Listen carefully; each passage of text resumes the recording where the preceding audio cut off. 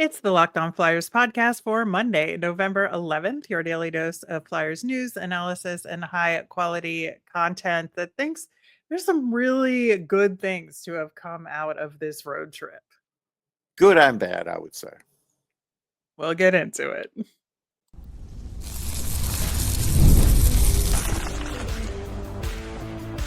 You're Locked On Flyers, your daily podcast on the Philadelphia Flyers. Part of the Locked On Podcast Network, your team every day.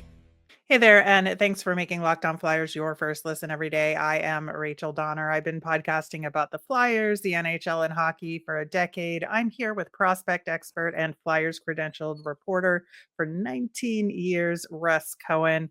Today's episode is brought to you by Gametime. Download the Gametime app, create an account, and use the code LOCKEDONNHL for $20 off your first purchase.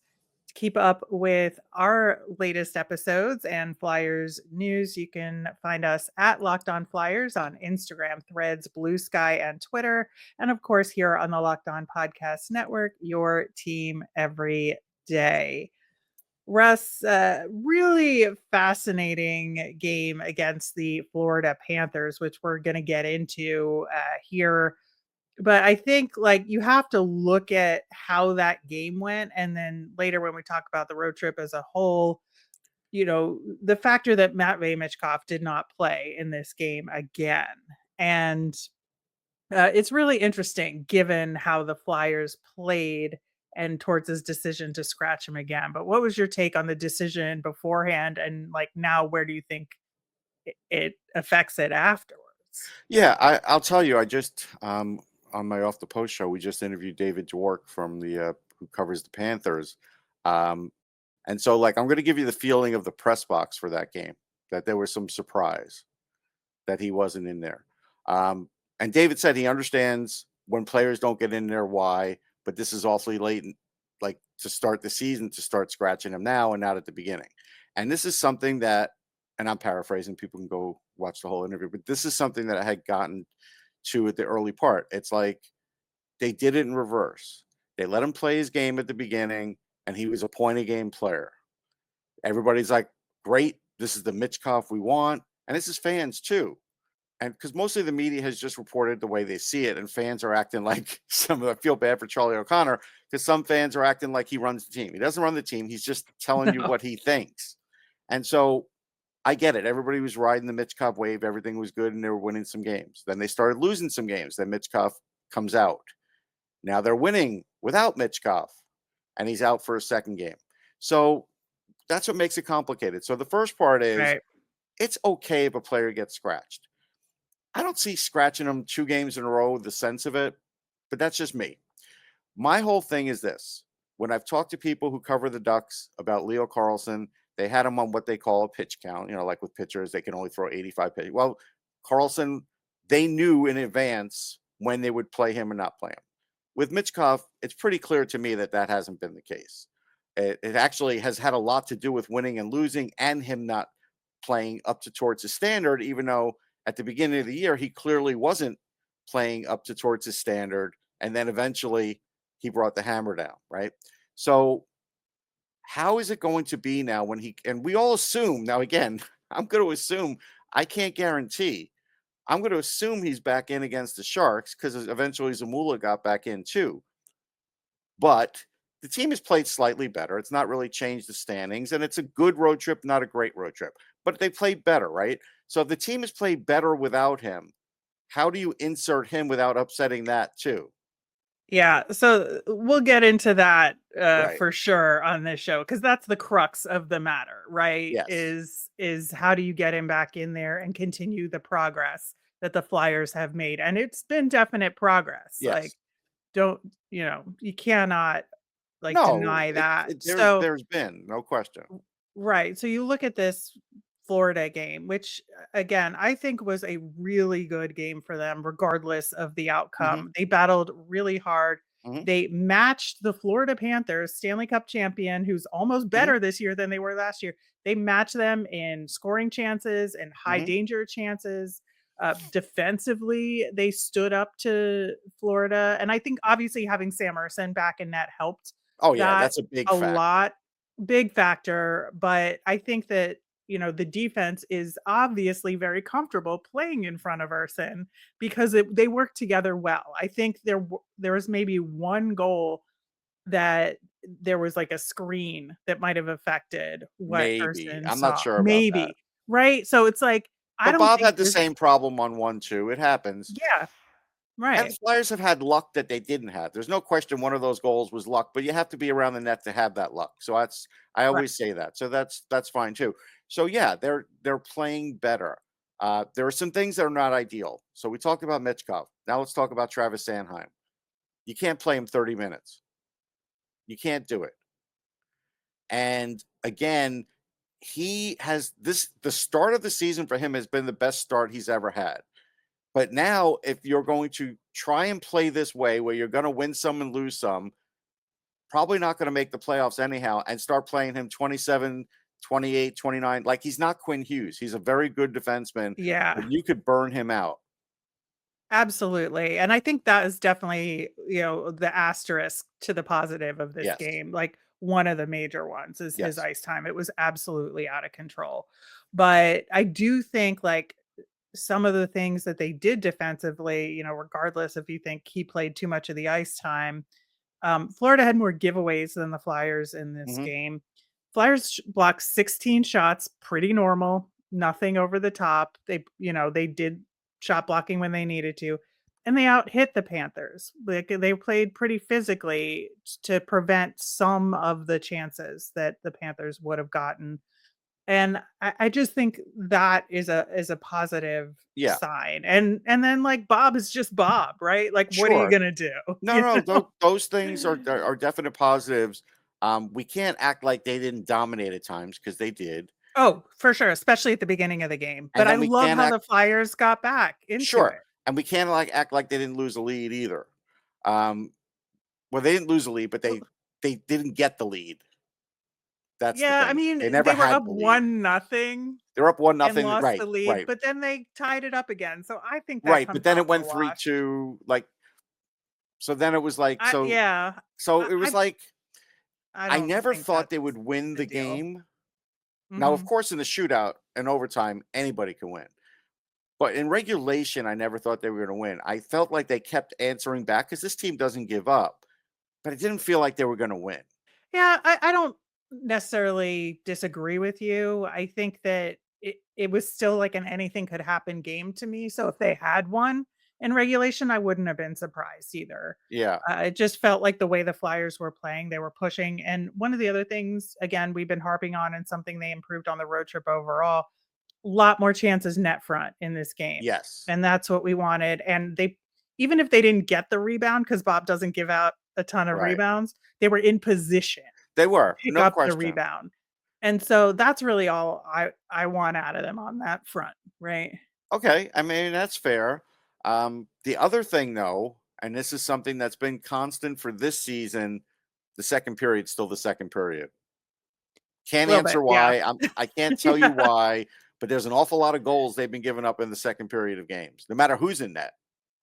it's true. It's a really fascinating thing to It look at is. for this team, and, maybe even, like, when we hit the 20 game mark, We'll have like, a doing better sort of idea of a why. better Yeah. yeah, we'll look at that a little bit more in depth. I do think, also, overtime play. I really wish they could have buried one of those chances because they were, given the opportunity to have more chances because of Florida's decision to go with the 3 forward, Right. setup there, and so I think that is exactly what gave them more chances. I think they doubled up on Florida's Yes. shots on goal in the overtime, and it was just they could not solve Bob in that No, and that's time. hard. I mean, look, that's Yeah. but but and I thought they played really well in the overtime, and it was a great overtime. Problem is your best or most talented player didn't get a chance to play in that overtime in Michkov. And Right. that's something where people were sounding off about, and I understand. I do. Yeah, and that's the choice you make, right? Yeah, That you don't have him in the overtime, you don't have him in the shootout as an option, and right. especially in the shootout Oh, for yeah. me, I know that, he hasn't had a ton of opportunity there, but it's the fact that goalies don't know him yet. And Correct. so that's the factor there Yeah. that could give you an opportunity to get an extra shootout goal because the goalies just don't know. Yeah, they don't know what his moves are.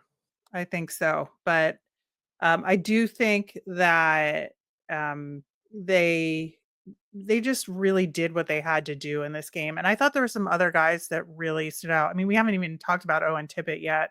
The Right. fact that he's building on something, the fact that he got a shootout goal against Bob was huge, huge. And I know like ultimately the Flyers didn't win and he didn't get one during the game, but and it would have been great for him with the former team and Yeah, he everything. still needs to get him in He's games for sure. But at least there's but something there. Yeah. there's something there that's like, "Oh, I beat Bob on a Yeah, shootout there's something attempt," brewing maybe. Yeah. There's something there, and, Farabee is also building Yeah, something Farabee's here. been playing really well on this whole trip. There's no question Yeah, about that. Again, not necessarily always rewarded. He was rewarded in this one, right? So that's good. But what yeah, does he have? One but goal on the year? Torts, actually called out that line post-game, the Yes. Lawton Farabee Brink line, and rightfully so, I think. Yeah. Yeah, I think they had a very good game. There's no question about it, and it was good to do that. And yeah, I mean, you'll see what that means. He has 3 goals on the year for Farabee, but 7 points. Uh, I don't know what that means. I'm not sure what it means yet. But Well, we're gonna talk about yeah, that yeah. and the Flyers versus the Sharks coming up next. PrizePicks is the best place to get real money sports action. Join over 10 million users and sign up today. PrizePicks is the best way to win real money this football season. Which players are going off, which ones aren't? Make your picks in less than 60 seconds and turn your sports opinions into real money all season long on PrizePicks. You can win up to 100 times your money on PrizePicks with as little as 4 correct picks. PrizePicks also invented the flex play, which means you can still cash out if your lineup isn't perfect. You can double your money even if one of your picks doesn't hit. And PrizePicks puts their members first, so all withdrawals are fast, safe, and secure. When my picks hit, I can get money in as quick as 15 minutes. Download the app today and use the code LOCKEDONNHL to get $50 instantly after you play your first $5 lineup. That's code LOCKEDONNHL on PrizePicks to get $50 instantly when you play $5. PrizePicks, run your game. Some of the best concerts of the year take place in the fall, and it's my favorite time to head to a show. Gametime has a new feature called Gametime Picks that makes getting tickets for your favorite live events even easier. Gametime Picks filters out the fluff to show you only incredible deals on great seats so you don't have to waste time searching through thousands of tickets. My favorite part of the Gametime app is that it's great for getting notified about last minute flash deals and super deals so you know you're getting the best bang for your buck. Best of all, they have all-in pricing, so there's no surprise fees at checkout when you activate that feature. Also, tickets are sent directly to your phone, so you never have to dig through email. Download the Game Time app, create an account, and use the code LOCKEDONNHL for $20 off your first purchase. Terms apply. Again, create an account, redeem with the code LOCKEDONNHL for $20 off. Download Game Time today. What time is it? Game time. All right, on tomorrow's show, we are going to recap the Sharks game that we are about to preview. Plus, it'll be Phantoms Tuesday. Very cool weekend for the Lehigh Valley Phantoms. And we are going to get into all of the goings on in Allentown as well. Plus, we're going to answer your mailbag questions on Wednesday. So get those in. You can email us at lockedonflyers@gmail.com. Send us a message on all of our socials, and you can comment on our YouTube channel. So, digging into kind of this road trip a little bit more and the progress here, Russ, where we left off, I think it is going to be obviously the biggest challenge getting Michkov reintegrated here. But like, could you call this road trip a success because of the improvement, even though there were 2 losses? Yeah, I could call it a slight success. I say that, the needle's pointing in the right direction. That's as far as I can go, because you are splitting up the points. But yeah, I think you could say that. like with this team, the way they started out and, the defensive failures, the lack of offensive pressure, Yeah. and just everything looking discombobulated, playing poorly in front of goaltenders. I know the goaltender issue is still something that's out there, and Yeah. who knows who's going to play in net tonight against the Sharks. I think that's a question, given that Ersson was coming back from injury, Right. and do they want to get him in again quickly because of that? But I do think that, overall, the team played much better, sound, structured hockey these last 3 games, and I think, even the game against Carolina, I think they could take a lot of good away from. I think that, is this a team that's gonna pull it out in the end? We've seen twice they didn't, Right. but they got most of the way there, and Right. so I just think the improvement was so vast that you have to call it a success. Yeah, I mean, again, yeah, I'll just go mild success, but I saw improvement. The something that's tricky is, so I was happy to see, and everybody's happy to see Anthony Richard get a goal, his first goal. Mhm. That's always nice. I love first goals. I've been a sucker for them my whole career. Um, Well, first goal is a flyer. First goal is a flyer. Sorry, yes, I forgot yes, that's true. That is the way to term it for him because he's been around a little bit. So that's nice. The thing is, though, how does he come out of the lineup now? Like, you're It's going to take him out hard. after getting his first goal as a flyer? Like, he did what the coach wanted him to do, He played well too. He and he played did. very well. But like, if Michkov goes in, are you taking him out? You can't break up the Lawton line, so now, because he's talked about it. So there's room for one. Yep. It's gonna be a really interesting look in this Sharks game, and I think that because it's the Sharks, Torts can point to it as an exception, not the rule, in terms of the ideal Flyers lineup. Uh If huh. he wants, if he it is quote unquote the wrong lineup, Although but Celebrini had 2 goals, right, recently, so that's another thing. he did, but that's a whole other thing. That's a whole other thing. But I think that, yeah, Richard has been playing well. Emil Andre has been playing well. Torts is saying he's getting more minutes because he's earned them, Yeah, and he so got let's power play mention this. one time. Right, but let's talk about this. He's very reluctant to say that Emil Andre at this point in time is better than Jamie Drysdale, but he is. We all see it. Mhm. We all know it. It is. It's 100% obvious.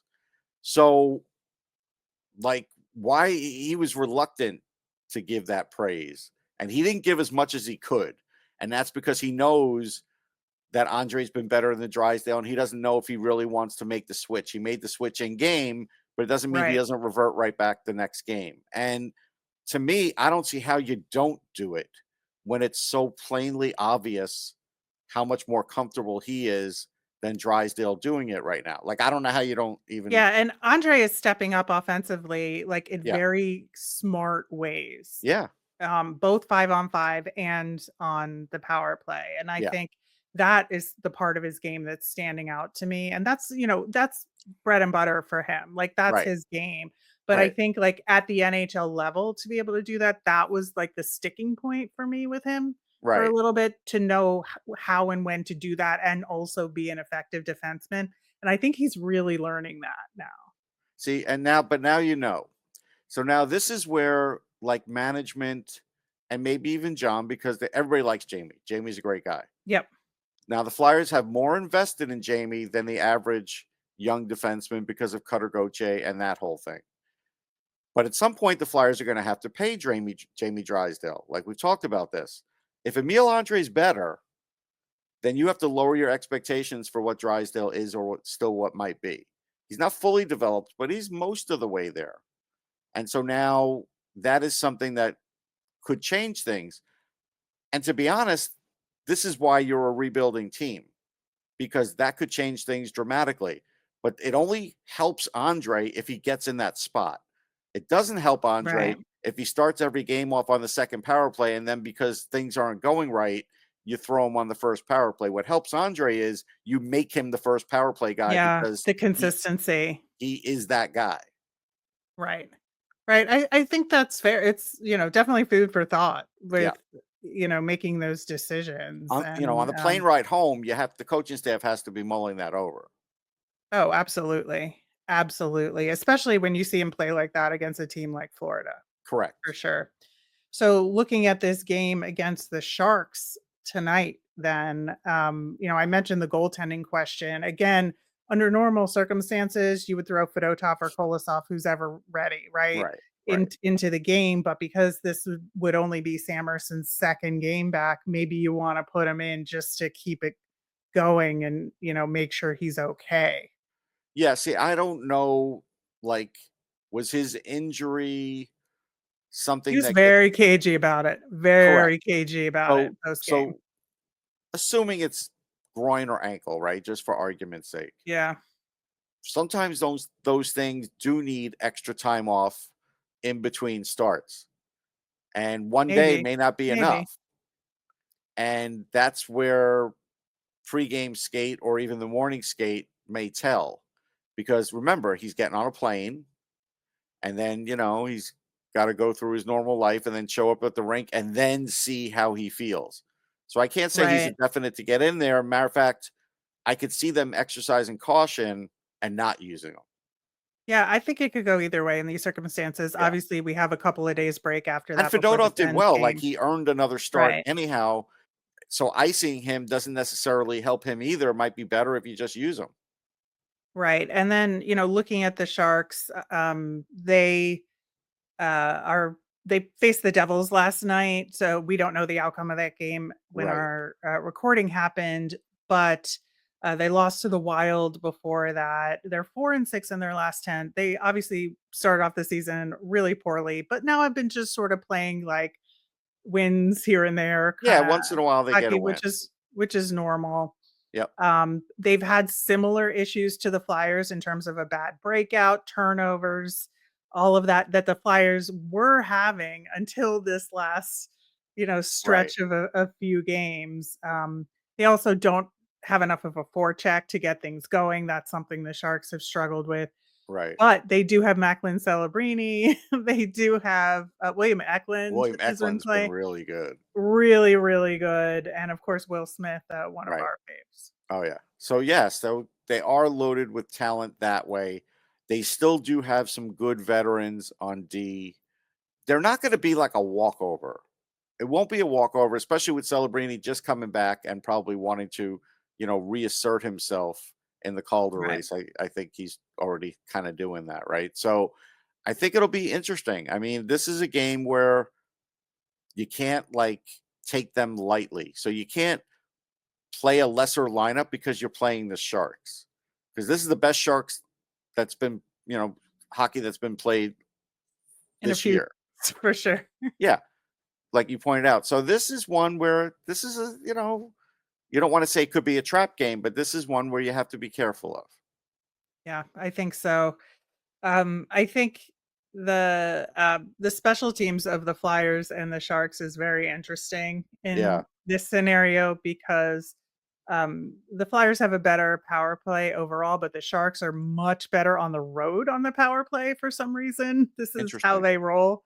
The Sharks are above 50% on the faceoff dot, which is, for a team with a record that they have, Yeah, that's an that's good. unusual Yeah. kind of stat for them. And the teams are pretty even on goals for and against per game for Yeah. the season so far. But the Sharks have a worse shooting percentage than the Flyers do at 5-on-5. I think that's partially due to Celebrini not being in the lineup for a good chunk of Yes. those games, but it's a stat nonetheless. Yeah. So yeah, I think to your point, it's less of a trap game than it was last season when the Flyers were Right. the first team to lose to them Right. after that long losing streak.